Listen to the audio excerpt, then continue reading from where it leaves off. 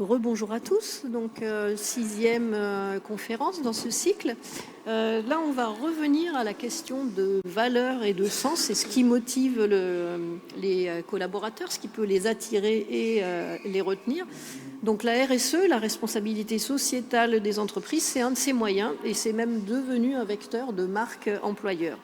Alors, qu'est-ce que c'est? Je vais vous donner la définition de la Commission européenne. La RSE, c'est l'intégration volontaire par les entreprises de préoccupations sociales et environnementales à leurs activités commerciales.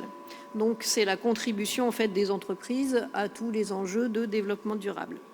Alors, donc, de quoi s'agit-il? Il s'agit de responsabiliser les entreprises vis-à-vis de l'impact environnemental et humain de leurs activités. Alors concrètement, comment sont mises en œuvre ces bonnes pratiques RSE? Quelle est la valeur ajoutée d'une stratégie RSE? Comment impliquer les salariés sur le développement durable et notamment sur le volet environnement dans le contexte actuel de la crise de l'énergie? Donc j'invite Bruno Renard qui est coordinateur RSE au CEA et également président de l'association AE2I des entreprises inclusives de l'Isère. Bruno Renard, c'est à toi.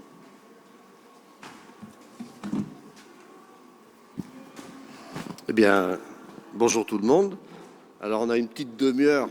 Quand on parle des sujets de la RSE aujourd'hui, je pense qu'on pourrait tenir toute la journée, vu l'importance qu'a pris ce sujet depuis le Covid et on voit aujourd'hui sur les problématiques d'énergie. Alors, pour bien comprendre pourquoi je suis là, donc d'abord, j'ai la chance d'être le patron de la responsabilité sociétale de l'entreprise du CEA Grenoble. C'est une entreprise, si vous ne la connaissez pas, c'est une petite ville de 5000 habitants, 70 hectares, avec une grosse proportion de chercheurs sur la recherche technologique. Et quand le patron, Jean Terme, à l'époque, déjà en 2001, il avait signé un accord avec l'ADEME pour faire un site totalement décarboné, quand ce n'était pas dans le sujet majeur de toutes les entreprises. Et donc, il m'avait demandé de mettre au niveau de l'innovation technologique, l'innovation sociétale du site. Donc la partie environnementale était la grosse thématique à l'époque. Et ensuite, on s'est aperçu, donc on est sur la presqu'île scientifique de Grenoble, on a la chance d'avoir des universités, d'avoir des centres de recherche, d'avoir des industriels, et aujourd'hui maintenant des commerces, c'est un vrai quartier. Et donc l'idée, c'était vraiment de créer une task force et d'essayer de faire, en tant que leader, le CEA Grenoble, d'emmener les autres, les ST Microelectronics, les Schneider, les Siemens et les écoles, les universités. Donc on a commencé à travailler sur ce qu'on appelle aujourd'hui le poids carbone du site. Donc les premières actions étaient sur la mobilité, étaient sur les sujets thématiques. On ne savait pas l'importance de la restauration collective aujourd'hui pour l'attractivité employeur. Vous savez, la quête de sens. Quand on va tous se battre sur la presqu'île pour chercher un ingénieur, on s'aperçoit qu'avant, c'était la technologie, le sujet d'intérêt, les matériels qu'on mettait à disposition. Maintenant, ils arrivent, c'est « Ah, bah, je mange bio local, on recrute des personnes en situation de handicap, des sujets sociétaux qui arrivent à donner du sens à nos entreprises. » Je vous propose une petite vidéo parce que le sujet, donc, c'est comment faire une attractivité employeur aujourd'hui, tant pour capter des candidats, mais surtout aussi les fidéliser. Parce qu'on voit qu'aujourd'hui, il y a 40 ans, quand vous entrez dans une entreprise, vous étiez toute la vie dans l'entreprise. Et les agences d'intérim, qu'on appelle aujourd'hui des agences de recrutement, en fait, c'était un peu les mercenaires de l'emploi et qui pouvaient changer d'entreprise. Aujourd'hui, quand ils rentrent dans ma société, on va essayer de les capter, de les fidéliser, parce que dès qu'ils ne sont pas contents, il y a quelque chose qui ne va pas, ils changent, parce qu'il y a énormément de métiers en tension. Et derrière, on a tout ce sujet aussi. Un candidat sur deux qui est recruté aujourd'hui en France, c'est au bout de 3 mois, il s'en va. Donc il y a trouver des candidats, les fidéliser pour qu'on puisse capter ces forces vives. J'ai un petit film qui va nous montrer l'importance qui s'est révélée à nous sur ce qu'on appelle aujourd'hui le bottom-up. On a fait beaucoup de top-down dans les entreprises pendant des années, mais la clé de tout, en fait, c'est l'implication du salarié. Et donc en 2018, s'il peut lancer la vidéo, elle dure 3 minutes, vous allez comprendre ce qui s'est révélé. On ne savait pas l'impact que ça pouvait avoir derrière. Donc là, on est au CEA Grenoble. Et on a fait un appel à idées RSE en montrant la journée de travail d'un salarié et qu'est-ce que faisait l'entreprise du matin quand il part chez lui jusqu'au soir. Donc Donc là, on est sur les déplacements domicile-travail, un sujet majeur aujourd'hui. Donc tous les sujets, l'autopartage, le covoiturage, le vélo, sécuriser le vélo, sécuriser le cycliste.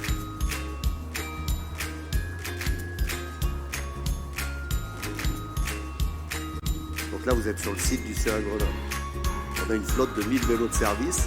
Et on travaille beaucoup avec des startups pour faire de l'innovation technologique. C'est l'ADN du CEA. Et typiquement, aujourd'hui, on a mis en place une flotte de vélos connectés avec du solaire et on déclipse le vélo avec son badge.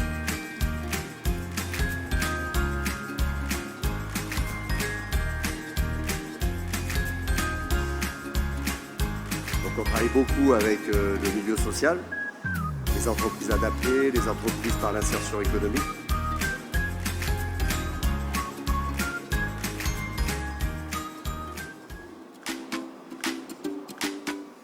La restauration collective, on s'aperçoit que c'est important quand ça ne marche pas, ça casse le climat social de l'entreprise. On a 3 restaurants, on fait manger 4000 personnes tous les jours. Bien entendu, la problématique du handicap avec l'accessibilité.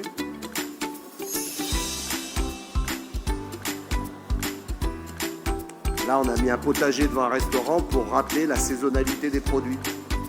On a créé une association qui va jusqu'à structurer les filières agricoles.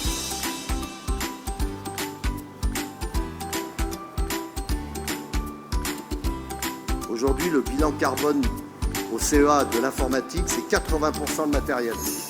Et pas le poids de sa messagerie et le poids du stockage sur les réseaux. Merci d'avoir visionné cette vidéo. Donc là, en fait, on a fait un appel à idées. Donc on s'est adressé aux 4000 collaborateurs, tous les résidents du site. Derrière, j'ai demandé au président de la métropole de Grenoble, Christophe Ferrari, d'être le parrain de cet appel à idées, puisqu'on travaille beaucoup avec les collectivités, la région Auvergne-Rhône-Alpes, le département, les EPCI des territoires. Donc il a accepté d'être parrain. Et en plus, il nous a dit que s'il y avait un sujet qui concernait les compétences de la collectivité de la métropole, il pourrait nous aider. Et donc il va prendre la parole. Mais on a eu 400 contributions. C'était énorme. Il a fallu les qualifier. Il y avait des contributions sur la biodiversité, la faune, les métiers scientifiques, l'implication dans la recherche et dans les collèges, et donner envie aux jeunes filles d'aller plus loin dans les études, avec tous les aspects de la diversité. Après, on a mis bien sûr les briques technologiques du CEA. Donc on a eu 400 contributions qui nous ont obligés à quelque part à l'époque de créer des workshops, c'est-à-dire des ateliers de travail où ce sont les salariés qui viennent et qui portent les sujets de réflexion. Donc bien sûr on ne fait pas tout ce qu'ils demandent parce que des fois ils ont des idées un peu folkloriques, mais on a mis ça en place en 2018, bien avant le Covid et bien avant la prise de conscience que la responsabilité sociétale de l'entreprise était majeure, même sur les TPE, PME, même s'ils ne font pas tout comme au CEA où j'ai la chance d'avoir un périmètre de RSE très très large, de l'environnement au social. Et donc on s'est mis au social pendant le Covid, où on a vu qu'il y avait une importance majeure de se préoccuper des personnes fragiles et qui sont devenues une aubaine aujourd'hui pour les entreprises de recrutement. Pendant des années, vous aviez les entreprises qui recherchaient des candidats, vous aviez en face d'eux tous les candidats potentiels qui sortent des écoles, qui sont au chômage, et derrière, il y avait l'inclusion. Personnes en situation de handicap, les réfugiés, les personnes des quartiers politiques de la ville. Aujourd'hui, le milieu a disparu. Tous les métiers sont en tension. Ce n'est pas que l'hôtellerie, la restauration, je peux vous le dire. Tous les métiers sont en tension. Et donc, on s'aperçoit que c'est une aubaine, une opportunité d'aller aujourd'hui travailler sur le vivier de l'inclusion. J'ai travaillé pendant 3 ans sur une expérimentation sur l'intégration des autistes dans l'entreprise. Et je peux vous dire que la diversité, maintenant, il y a 1% d'autistes dans notre population. Donc si vous avez 100 employés, forcément vous appliquez les ratios. Là on travaille beaucoup sur les 10, les multidys, dysphasiques, dystrophiques, qui sont une aubaine dans les entreprises, et les troubles de l'attention. Et ce sont de véritables talents qui créent la diversité dans nos laboratoires et qui est une richesse assez exceptionnelle. Sur le sujet qui nous intéresse, donc on m'a dit de faire une part sur l'environnement. Bon, on est à Grenoble, c'est une ville plate.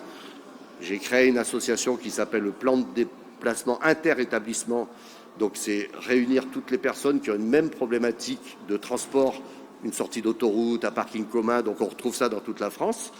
Quand Ségolène Royal a sorti sa loi sur la croissance verte, elle m'a demandé de créer une association nationale pour favoriser le déploiement des plans de mobilité, aujourd'hui qui sont un axe majeur avec ce qu'on a vu avec les gilets jaunes, avec tous ces sujets, l'essence qui coûte cher et tout. Donc sur les modes proactifs, de la marche à pied, maintenant les trottinettes, les vélos à assistance électrique et tout ça. Donc c'était une première association qui marche très fort. En France, aujourd'hui, après Covid, les trajets domicile-travail, c'est 87% de trajets en ce qu'on appelle en autosolisme. C'est-à-dire on est tout seul dans sa voiture et souvent qui pollue. À Grenoble, on est à 80% de report modal. On a inversé la tendance. Enfin, on est des extraterrestres un peu. Bon, il faut dire que quand on vient travailler à Grenoble, on aime bien la montagne, on aime bien les sujets, l'écologie, voire même on a un maire qui est écolo.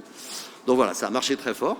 Après, on s'est intéressé à la restauration collective, où on a vu que sur le territoire de l'Isère, avant Covid, j'avais tous les donneurs d'ordre, les entreprises qui ont des restaurants collectifs, les collectivités avec les EHPAD, les crèches, le département avec les collèges, la région avec les lycées, le Crous avec les étudiants, l'armée.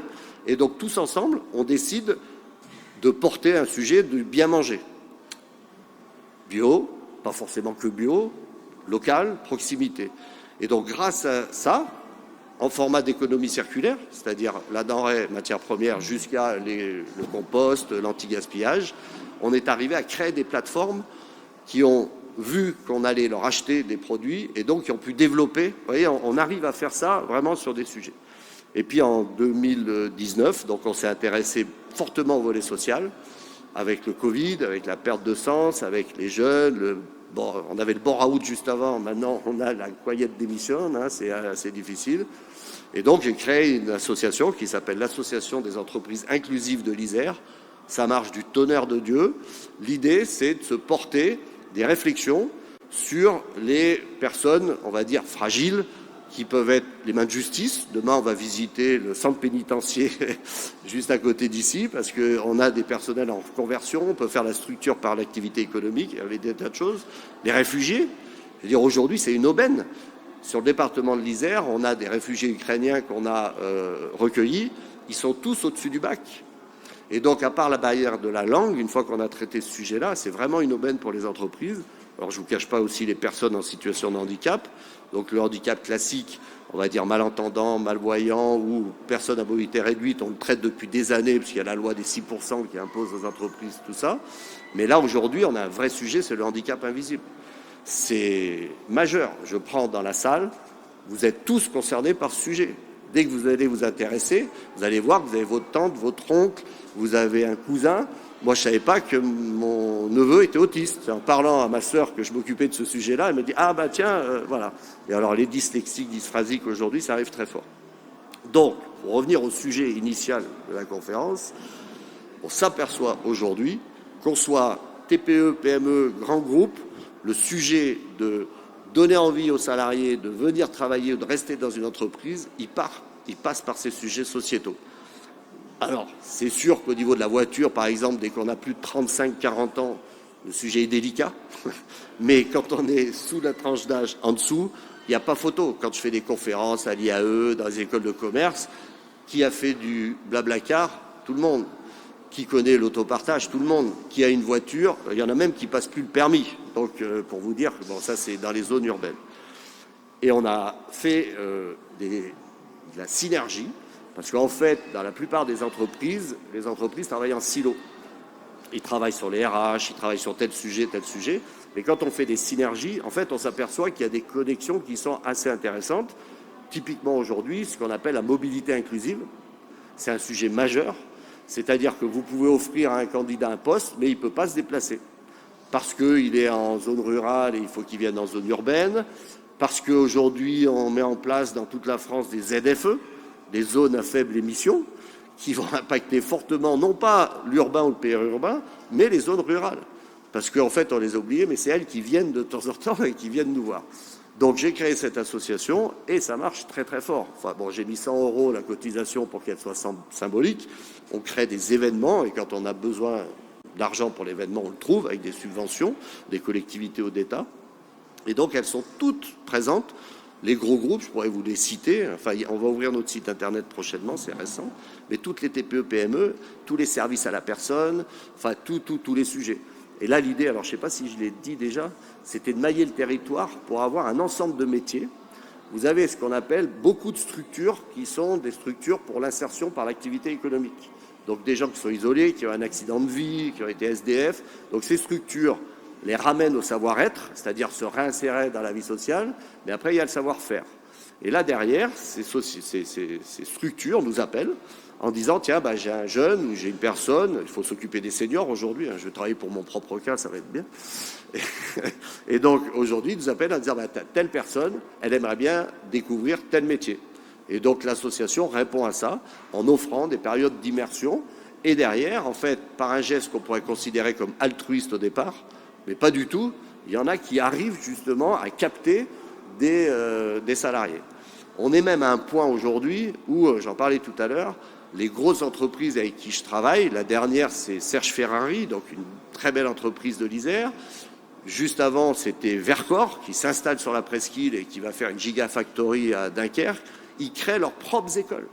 Il y aura l'école de la batterie à Vercor, il y aura l'école sur des métiers du tissage. Et donc, Schneider avait déjà créé son école. Donc, on voit qu'on a absolument besoin d'aller trouver nous-mêmes les potentiels en les formant. Donc, la formation est un sujet majeur pour arriver à recruter. Les sociétés d'informatique, quand on travaille sur le numérique, c'est catastrophique. Elles cherchent, elles ne trouvent pas. Et quand elles trouvent, les niveaux de salaire sont tellement élevés qu'il y en a comme le CEA, on ne peut pas les payer, donc surtout sur les sujets de la cybersécurité aujourd'hui. Donc voilà, donc on s'aperçoit que quand on fait des sondages, parce qu'en fait quand on est une entreprise responsable, on évalue ce qu'on fait. On ne fait pas ça pour se faire plaisir. Et donc on s'aperçoit que ça a servi à un moment donné, par exemple, pour avoir des subventions de l'Europe, des subventions des collectivités. Pour vous donner la subvention, quand vous avez intéressé le sujet, derrière, ils vérifient votre stratégie RSE. Et donc, ils ne vous donnent pas d'argent si vous n'êtes pas capable de démontrer que vous avez mis en place une stratégie de responsabilité environnementale et sociale. Donc, sujet majeur, si vous voulez capter des salariés, si vous voulez les recruter et les fidéliser, il faut avant tout s'afficher. Donc, il ne faut pas, au début, on était très humble. On disait Bruno, il faut se cacher, la RSE, c'est un sujet comme ça. Non, non, non, surtout pas. Il faut en parler, il faut mettre devant. Très attention au greenwashing, parce que si vous permettez un écart et que ça c'est, vous êtes mort. C'est-à-dire qu'après, ça diffuse avec les réseaux sociaux, donc tout le monde le sait. Voilà, parce que l'intérêt, c'était d'échanger. Donc, je m'étais dit, je fais juste un petit truc. Si vous avez des questions, je pourrais en parler pendant des heures. Je pourrais vous raconter tout ce qu'on fait sur tous les périmètres, soit de l'environnement. Là, alors si, par rapport à l'appel à idées, la métropole, et vous allez voir, c'est hyper intéressant par rapport à vos problématiques d'énergie que vous allez rencontrer, et surtout l'attaque de l'hiver 23, parce que ça va être très très difficile d'attaquer. Vous avez vu le prix de l'énergie, vous avez vu ce qui se passe. Et donc quand on a fait une politique de RSE, quand on a commencé à se préoccuper de ça, en fait on fait du top-down, donc on modifie nos bâtiments, la construction, mais sans l'implication du salarié, rien ne marche. Parce que si le salarié n'adhère pas à la démarche, vous avez beau tout changer, ça ne marchera pas. Vous mettez des bus s'ils ne veulent pas de monter dedans, ça ne marche pas. Vous mettez du bio local, s'ils ne le mangent pas, ça ne marche pas. Et alors sur l'énergie, tous les petits gestes du quotidien, alors je vous avoue que toute notre démarche a été un peu remise en question il y a quelques mois quand c'était le sujet majeur. Vous aviez le ministre de l'économie qui venait en col roulé, il se disait tout et n'importe quoi sur il faut faire attention à l'énergie. Mais nous, en 2018, on a créé un projet qui s'appelle Salariés à énergie positive. C'était le pendant, en fait, d'un challenge qui avait été fait par la métropole juste avant, qui s'appelait Famille à énergie positive. Ils avaient proposé aux familles de la métropole de leur donner un kit d'usage et ils les challengeaient sur la réduction de leur consommation d'énergie dans leur foyer. Ça allait jusqu'au compostage, c'était tous les sujets. Donc on a mis en place ce challenge, Salariés énergie positive, où en fait on a créé sur 5 thématiques, les déchets, l'énergie, le numérique et les 2 sujets du poids carbone individuel qui comptent, l'alimentation et les déplacements. Après, il y a aussi le pendant dans les déplacements professionnels. Donc on a fait une expérimentation sur un bâtiment, on a 250 bâtiments au CEA, donc un gros bâtiment tertiaire, en plein Covid. télétravail, donc ce n'était pas évident d'avoir un retour d'expérience sur la baisse d'énergie d'un bâtiment alors qu'ils sont tous en télétravail et en confinement. Donc on l'a relancé en 2022, ça a très bien marché. Et là, il y a une donne qui est importante. On travaille beaucoup sur la sociologie aujourd'hui. Et donc le changement de comportement, la carotte et le bâton, ça marche à l'instant T, mais pas dans la durée. Donc il faut vraiment trouver d'autres astuces de changement de comportement pour fidéliser à l'instant T.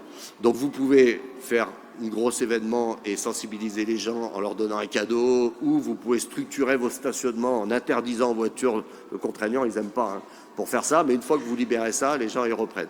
Donc on travaille beaucoup sur un problème de fond, et c'est pour ça que l'implication du salarié est essentielle. Et on voit dans nos recrutements, aujourd'hui, les chargés de recrutement, alors les RH ont beaucoup de travail. Quand je discute avec tous les CIO et les patrons d'entreprise, ils me disent « Oula, les RH se sont pas remis trop en question. » Quand vous regardez les CV, dans mon association, on a un groupe de travail là-dessus, c'est catastrophique. Aujourd'hui, vous faites un webinar, c'est mort, il faut faire du Twitch.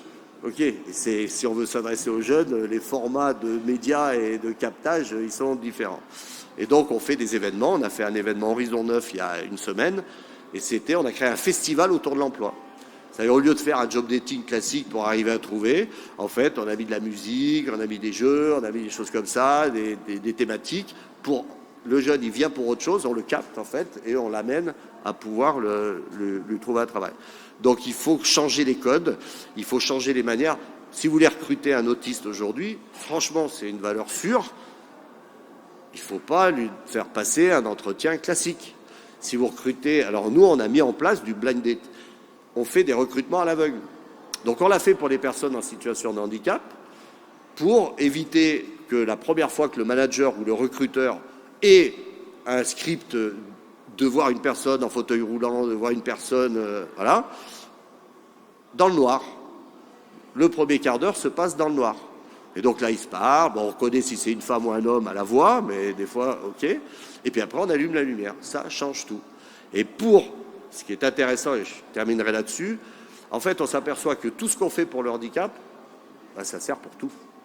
Et du coup, j'ai dit, tiens, si on faisait aussi des recrutements à l'aveugle pour n'importe quel type de candidat. Ça évite d'avoir le délit de faciès, le machin, le premier regard. Voilà. Donc, si je reparle de cette association, l'idée, c'est vraiment d'échanger et de mutualiser les bonnes pratiques. En faisant ça, tout le monde est gagnant. Vous donnez 1, vous recevez 20. Bon, si vous voulez adhérer à mon association, si vous êtes dans l'Isère, c'est bon, c'est 100 €. Ouais, c'est pas cher. Et on fait des choses, le réseau fait tout, vous le savez aujourd'hui, on le voit ici. Cet magnifique événement de Milan Logique, c'est du réseau, et le réseau fait les affaires. Donc sur ces sujets-là, c'est hyper important d'avoir tout un tas le monde économique qui se réunit sur un autre sujet que l'économie. Et là, ça ouvre des ponts, ça ouvre des passerelles, on se rencontre différemment. Et derrière, on fait des affaires. Il faut pas oublier, quand je donne des cours aux étudiants sur la RSE, ils sont complètement choqués quand je leur dis que une entreprise, quand elle démarre le matin, c'est pour gagner de l'argent. Et oui, c'est pour faire tourner son business, recruter et tout. C'est pas pour être gentil avec la planète. Après, on le fait. Mais voilà, des fois, ils sont sidérés, même en école de commerce. Ah bon, on fait pas ça par gentillesse, par altruisme? Non, non, non, pas du tout. On fait ça parce que ça rapporte aussi à l'entreprise aujourd'hui de mener une politique et une stratégie RSE.